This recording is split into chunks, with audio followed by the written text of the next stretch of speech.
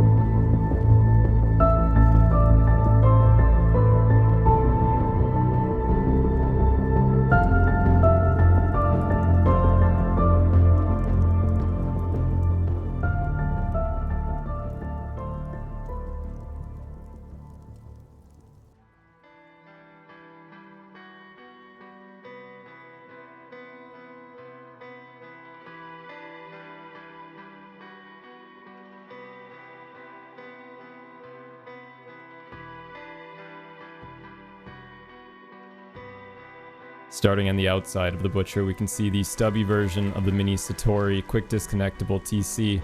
I've gone ahead and replaced the second armored window with a double door frame, so then we can put a double sheet door in early game and replace it with a garage door later on.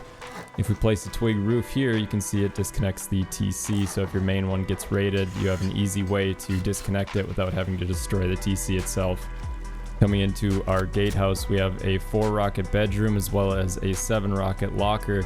This is a great place to spawn during an online raid because it gives you a second vantage point to attack raiders from. Over on the other side, we have our auto turret pod, which also has a small box on the inside here for a hammer, building plan, and some building materials. This will help you patch in the case of an online. Coming up to our airlock, you can see it looks basically like a Vulcan airlock. We've got a window on the front, a door on each side, so it makes it a little bit harder to door camp. And then we have a couple drop boxes up top. Coming into these double doors, you can see 2 auto turrets immediately staring at us, followed by a jump up. Directly underneath us is a great place for utility items, and we also have a large battery and a little bit of storage behind these windows. You can go ahead and put a research bench, furnaces, repair bench, or whatever else you like down here. Coming to the right of the main corridor, you can see our tier 2 workbench as well as some boxes. In these 2 loot rooms, I would consider putting my less important loot because they tend to get splashed if you're side raiding the base. There's also some shotgun traps in kind of a cheeky angle that you can see is hard to see with this box setup. On the left side of the corridor, we have a bit more storage here, and then we have one of our 2 secure loot rooms in the base. This is a vending machine and an armored door, and they're separated by this HQM floor right here. Coming over here, we can place a twig roof and then remove it or keep it, and it will open up our bunker. All of the loot down here is a minimum of 23 rockets, but raiders will spend significantly more than that if they want all of it.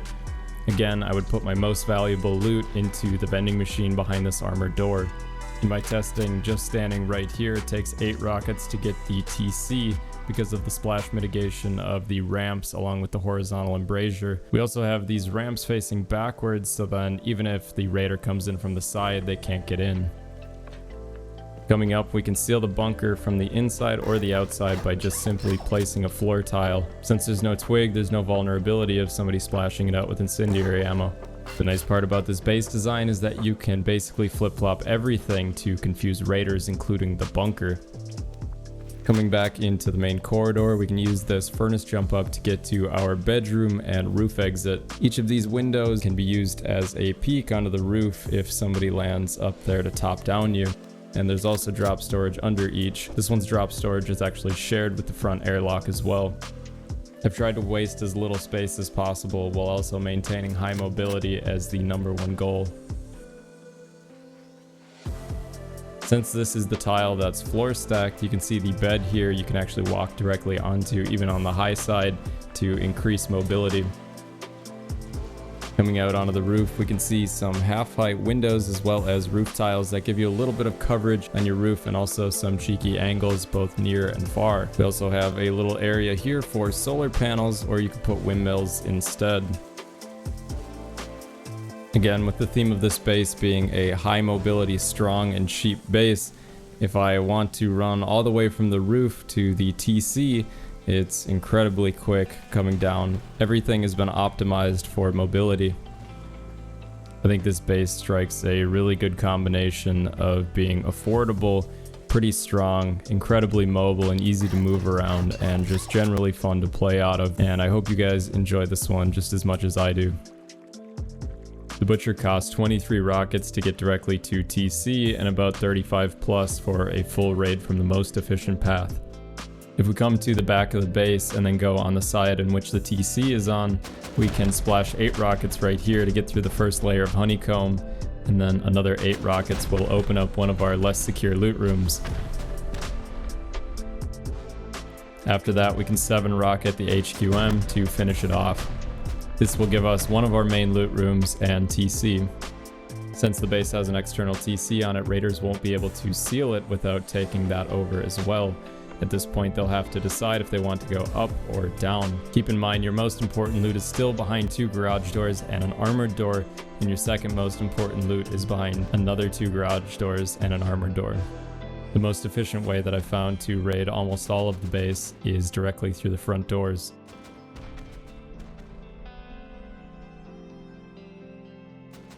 We can then 3 rocket these garage doors and pummel the floor tile in the middle. This will slowly but surely open up the top loot rooms and then the core.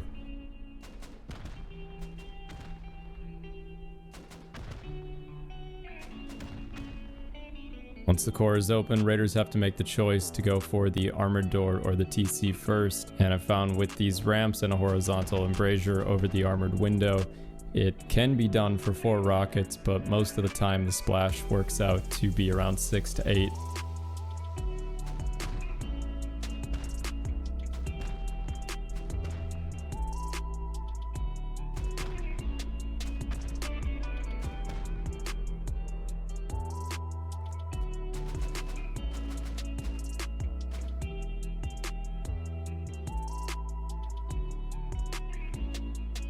Since the Butcher involves a simple floor stack, our starter base is a little bit different, but it's super affordable and also has everything that we'll need for early game. We'll use the standard method of creating 2 foundations and putting a ramp on it, then put a small box on this highlighted line. Then while crouching, we can go right up to the side of the box and look right to place our first foundation. Using our A and D keys, we can move directly over without touching our mouse at all to place the second foundation. Zypic has an amazing video on floor stacking basics that I've linked in the description. It goes over this method in a little bit more detail, and it teaches you how to verify that you have a good floor stack. After that, our next step is to put a square foundation off of the lowered triangle and then remove it. Off of the raised triangle, we'll put another triangle, a square, and a triangle. Then we can demolish these 2 and create this buildup. You can then stone these 3 foundations and wall it in. When we get to this point, we have to use half walls, otherwise you will permanently seal the bunker.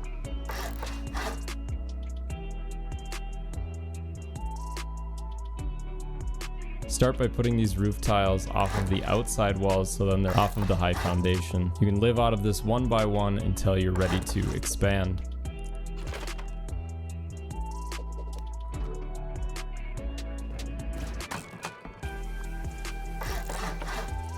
Make sure when you place these ceiling tiles they're off of the low foundation. It'll look like this on the roof if you did it right.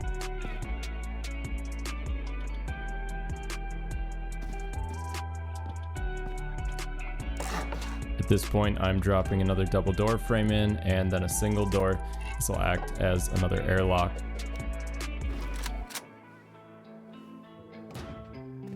When you have the blueprint, feel free to put a reinforced glass window on this window frame. Then we'll start placing down our deployables like furnaces, campfires, boxes, research table, and workbench. And of course, don't forget your sleeping bags. This layout is totally up to you. This is just one that seemed to work out well for me. It gets most of the early game deployables that you need down with plenty of room for mobility. If you see anything that you'd like to change in this, of course, by all means, feel free to substitute it out.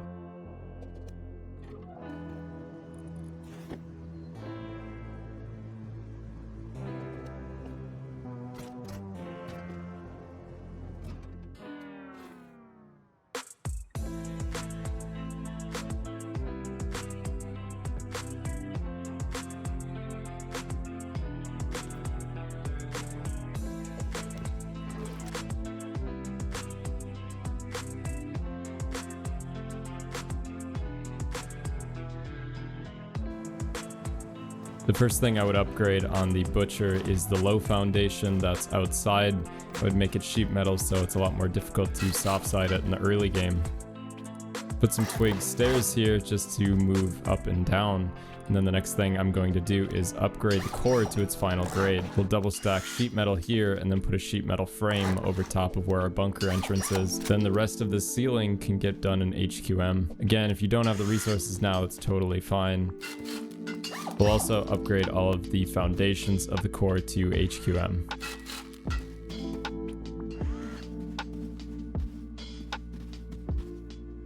Next, just follow what I do around and upgrade them like so.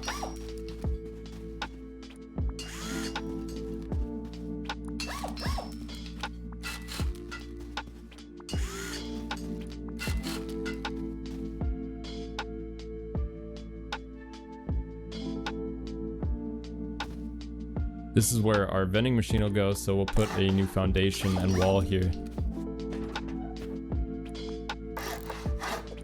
We can use a furnace or a ladder as a jump up for right now, but eventually this will get sealed off.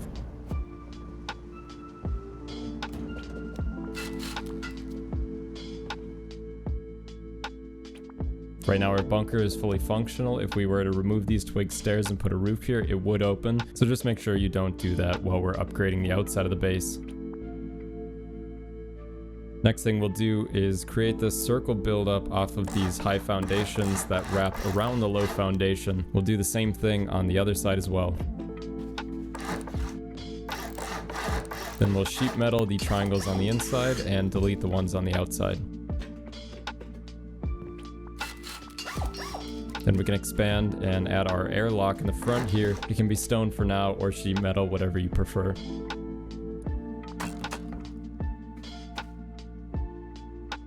After that, we can build this shape off of the front and we'll have these low triangles off to the side of our airlock. Upgrade them to stone and these will have our roof ramps on them eventually so we can get up to our front doors. If you built these correctly, when you come down you'll see that they're actually lower than the other foundations since they're built off the original floor stack. Before we actually build our airlock, now is the best time to add these roof ramps in, just so then we don't have to worry about how we're going to get up to the airlock later. Wall in the rest of the airlock and make it into stone or sheet metal, whichever you prefer. The floor on top doesn't have to be sheet metal though, that one can just be stone. Then we can wall in the rest of our honeycomb. And on this side, where I'm stoning it, you can actually sheet metal it since there will be a loot room here. Since the loot room doesn't exist yet, we don't need it yet.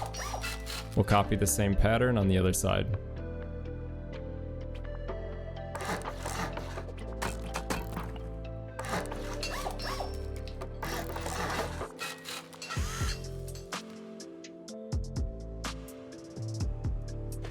Next thing we'll do is put this triangle here so it's a little easier to move around, and then we can put a double door frame on the front. Then we'll wall off the rest of the second floor in sheet metal.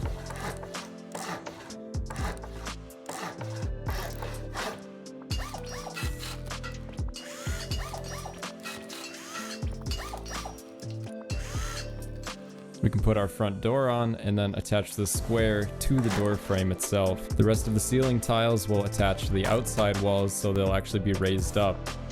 The right triangle here is our jump up, so we don't need a ceiling. I'm upgrading the whole ceiling to sheet metal, but some of it will eventually be HQM, and I'll show that in a second.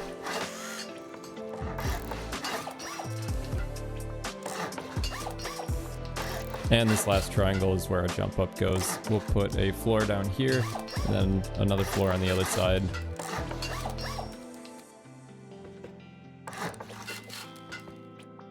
Let's put a wall here and then rotate it because this is where our vending machine goes. And then we can put a furnace here as a jump up. If you did it right, the single square will be lower than all of the rest of the ceiling, and we can place in this triangle. And now I'm showing the ceilings that I like to HQM. If you don't want to waste the HQM up here, you can basically just do double sheet metal instead of honeycombing with stone on top of it. The reason I like doing HQM and stone as opposed to 2 layers of metal is because it keeps raiders guessing whether or not you've upgraded on the inside. And if they choose to pick that path after it's upgraded to HQM, it's more expensive than the double metal. Just follow the steps that I'm showing on the screen to build the roof access as well as the bedroom. You'll notice again the square in the middle should be lower and the triangles on either side of it should be raised. This is actually totally fine because we put low walls here anyways to put our solar panels in here.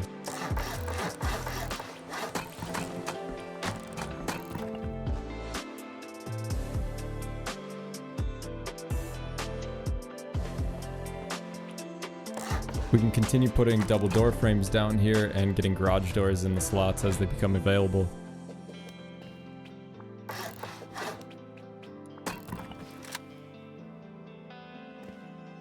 After we've done that, we can put a floor frame into the bottom here to cover the gaps. And we can place windows into all of the slots available. Now that we have the roof sealed, we can go ahead and seal up our entryway that we've been using up until this point. Now to get back in the base, we just simply open up our bunker.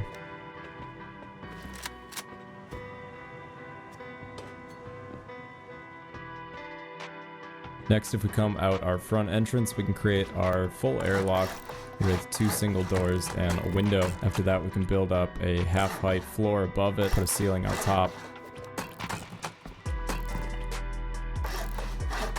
After that, we can put a triangle here for 2 large drop boxes. Just make sure you leave a lock on them in case somebody gets into your airlock.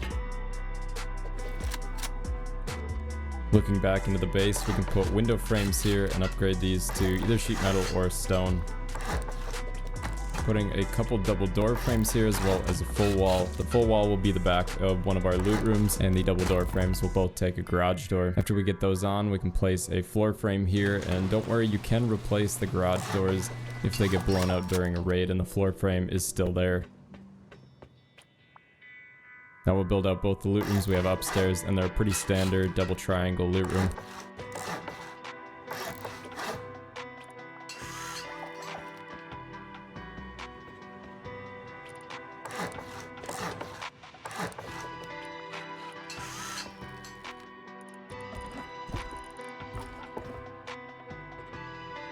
These are great spots for shotgun traps because they're not very easy to see.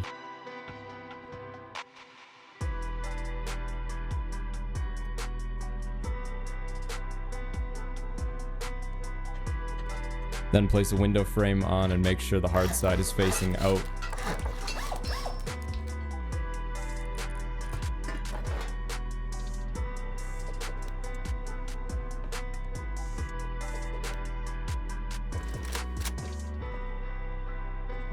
Next to our bunker, we'll place a single door frame, sheet metal it, and rotate it towards us.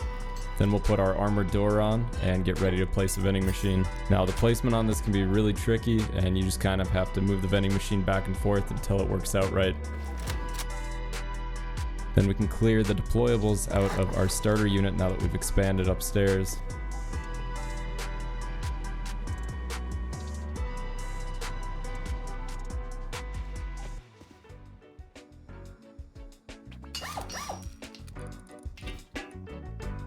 When we take off this door, we'll replace it with an armored single door and a vending machine behind it. Again, this is demonstrating just how difficult the placement can be sometimes. It doesn't have to be perfect, just as long as it makes it difficult to splash a rocket in between.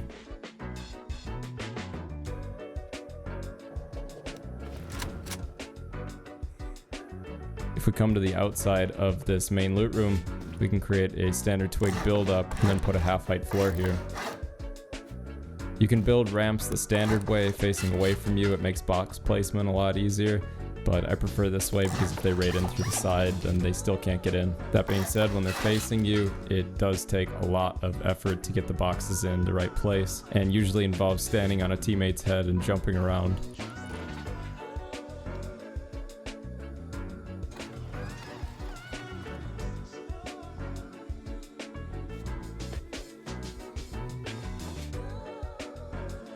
Now that we picked up our tier 2 workbench, we can put our tier 3 down here and move the tier 2 upstairs. It's super nice to have up there just so we can use it for tech tree as well as crafting meds and ammo on our way out the door. I'm also putting 3 small boxes and 2 large boxes in this area.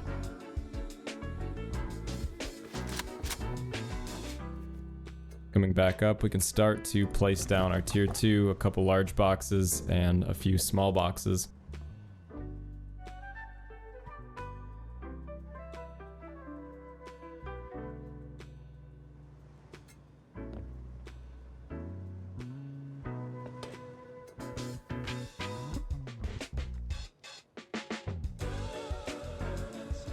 We'll also want to put double door frames here and garage doors when you have them. You might have to pick up the small boxes in order to place the garage doors when you get them. And just like that, we've replaced everything. We have garage doors up and some bags. We can place a triangle off of this loot room and add a large box, a small box, and an auto turret right here. And our second auto turret goes right next to our furnace jump up.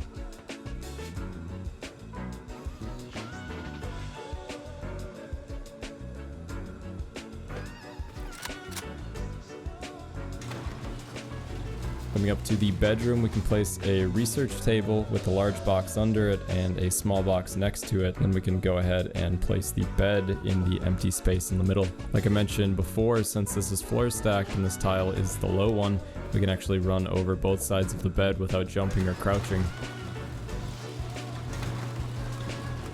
And just like that, we built out the internals of the base. We can destroy our twig from the build-up, and now in the next step, we will be honeycombing. Starting off on the back of the base, we can put triangle foundations onto each one of these, and everywhere that there's a triangle foundation, we can put a triangle up on the roof.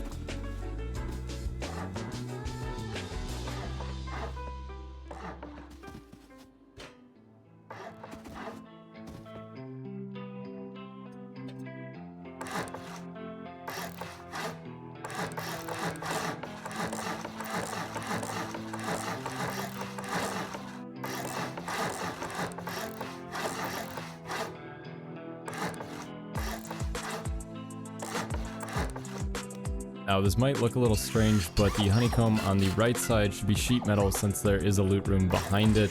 There's nothing but a jump up on the other side, so this one can stay stone to save a little bit of material cost. And now the last bit of honeycomb is just the roof. This is what I was talking about earlier, about replacing the stone and HQM with just double sheet metal. Now this is a cost-saving method if you want to save a little bit of HQM, but at the same time the base is only 77 HQM upkeep, and that includes all of the armored doors, all of the armored windows, including in the gatehouse, and 77 for a duo is completely reasonable.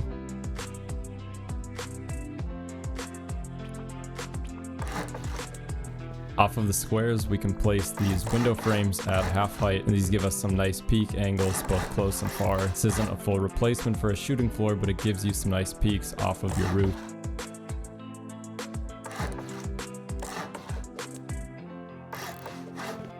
After putting vertical embrasures in the window frames, you can put an auto turret on the roof to watch your entrance. And once again, to seal the bunker, you can just place a square floor tile here from the inside or the outside. If you made it this far, thank you so much. I appreciate your support. You guys continue to blow me away, and I'm stoked to hit 10K. Feel free to build out the utility space under the airlock however you see fit, and load in the Builder's Sanctuary code in the description if you want to see how I did it. Drop a like and a sub to keep up to date with my latest stuff. And again, thank you to my sponsor, RustySaloon. I'll see you guys in the next one.